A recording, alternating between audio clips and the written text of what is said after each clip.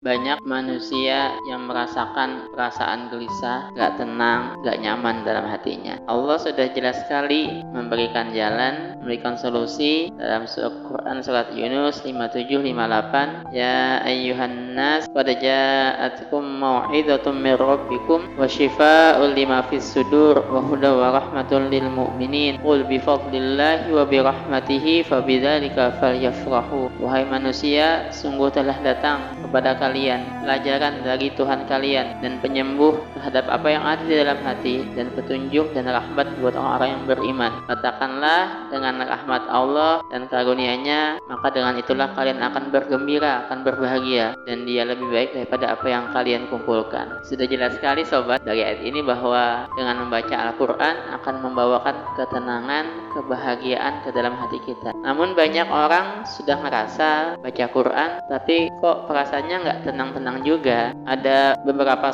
sebab ini sobat, kenapa akhirnya banyak orang yang merasakan seperti ini. Yang pertama, karena memang sebegitu tebalnya kerak dan karat dalam hatinya orang itu, karena selama ini ada banyak sekali kesalahan, kemaksiatan yang dia lakukan, hingga akhirnya kerak yang menumpuk dalam hatinya itu begitu tebalnya, hingga perasaan gelisah itu begitu besar dalam hati dan perasaannya. Ketika cuma baca Al-Quran sekali, 2 kali, 3 kali, maka kerak yang begitu tebalnya itu nggak tembus, kemudian nggak tertembus dengan bacaan Al-Quran itu. Nggak perlu kemudian usaha yang keras, usaha yang banyak. Ketika 10-20 kali pun bahkan mungkin belum berasa, hingga sampai nanti waktunya kerak dan karatnya itu sudah semakin menipis, maka dia akan merasakan tambah nikmat dan tambah tenang perasaannya ketika baca Quran. Sebab yang kedua, maka dia harus berusaha lebih mengikhlaskan lagi saat baca Quran itu. Karena ketika seseorang melakukan sesuatu amal ibadah tidak ikhlas, maka pengaruh efeknya itu juga akan sangatlah kecil, bahkan